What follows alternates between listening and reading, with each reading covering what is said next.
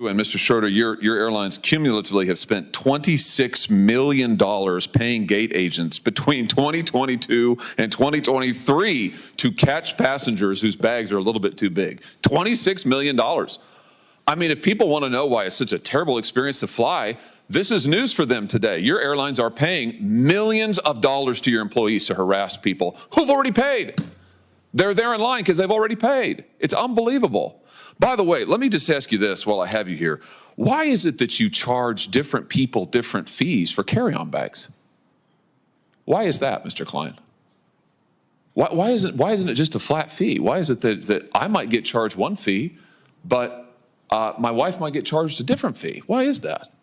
So overall, our job is to generate the most revenue we can so we can be profitable as an airline. If we're not profitable as well, actually we have costs, and there's costs out there, and we have to make sure that we're above the cost line in order to make sure that we can run a profitable entity. Yeah, and be able I got it. No, I got it. I got it. And money's the answer. So last year, your carry-on bag fees ranged between $15 and $99.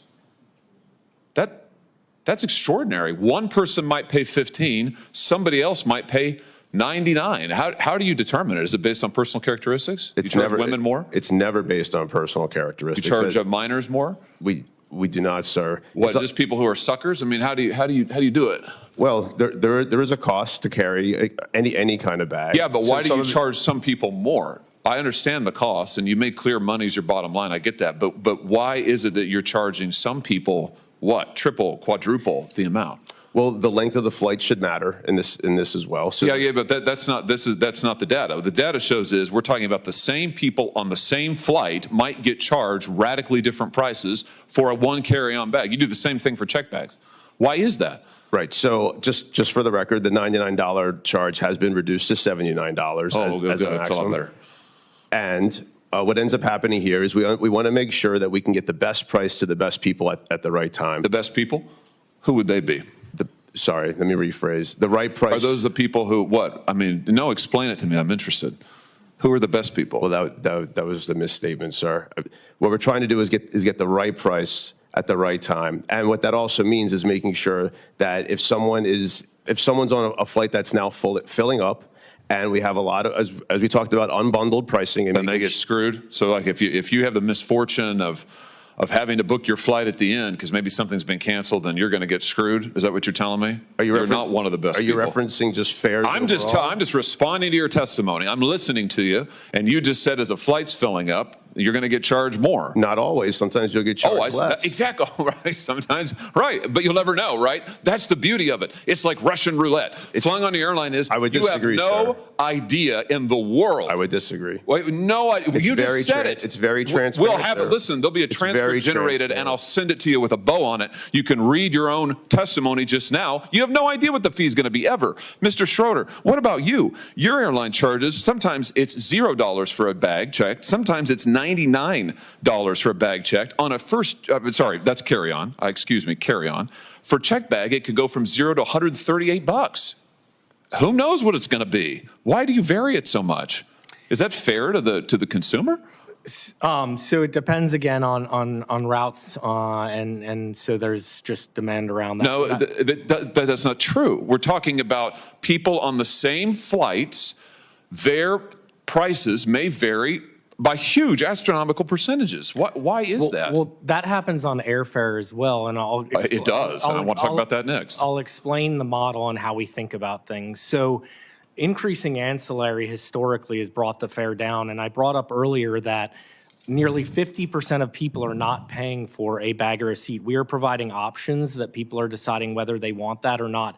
That is increasing the ability for people to travel. Listen, my time is limited, and I know the chairman, Senator House, want to ask more questions. I just want to point out to you that you are charging people for the same thing, one checked bag or one carry-on bag on the same flight. People are paying wildly different prices for it. They have no idea what it's going to be. I think people will be amazed to learn today that if they fly on your airline or yours, Mr. Klein, heck, the guy next to him may be paying $15 for the carry-on bag, and they may be paying $80. Last thing, Mr. Chairman, I know you're indulging me. I'll be really quick on this, but Mr. Schroeder, you just mentioned that you also use this so-called dynamic pricing for seats, for seat fees. Why do you make people enter in their age and their geographic location and their gender before they can even see the cost of a seat? Why is it believable? The most revealing exchange came when Senator Josh Hawley stopped circling the problem and asked a very direct question about incentives. Mr. Schroeder confirmed that airline employees receive $10 per bag for identifying carry-on bags deemed too large. That line landed hard, not because of the dollar amount, but because of what it explains. Ordinary passengers have felt this tension for years: the abrupt gate checks, the inconsistent enforcement, the sense that rules appear only when it's time to charge. This moment confirmed why. Employees aren't just enforcing policy. They're responding to a bounty. That's not customer service. That's a sales quota at 30,000 feet. Nobody enjoys flying in your airlines. And I brought up earlier that nearly 50% of people are not paying for a bag or a seat. We are providing options that people are deciding whether they want that or not.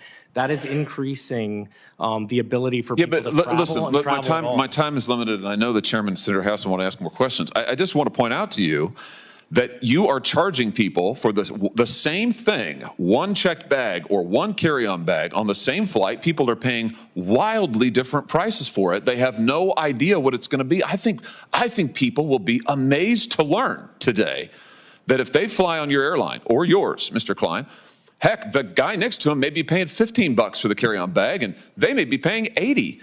Last thing, Mr. Chairman, I know you're indulging me. I'll be really quick on this, but Mr. Schroeder, you just mentioned that you also use this so-called dynamic pricing for seats, for seat fees. Why do you make people enter in their age and their geographic location and their gender before they can even see the cost of a seat? Why is that? That's been in place since 2014. Yeah, but why? It's because you're using those personal characteristics to generate the fees? No, absolutely to generate the prices? Well, then why else do you require it? Mr. Klein, you do the same thing. Why is the gender relevant to what the seat is? This is all information that's needed in order to complete the transaction. No, it's not. Delta doesn't do it. United doesn't do it. You don't need somebody's gender in order to do it. You use it, clearly. You're using it to generate the prices, right? We do not, sir. It's not based on personal characteristics? Not at all. You don't use algorithms to set the price of seats? That's a different question. So you do use an algorithm, and you do make them enter all their personal information? What's your definition of algorithm, sir? Oh, for heaven's sake. Well, because algorithms are ways for people to be able to come up with calculations, which is a faster way. It's more efficient. It was about whether complexity is being used to serve customers or to manage them. When a business model depends on surprise, inconsistency, and paid enforcement at the gate, the problem isn't communication, it's structure. That's why this moment matters. Not because of who asked the questions or who answered them, but because millions of Americans recognize the experience immediately. And once the incentives are exposed, it becomes much harder to pretend this is just how flying has to be.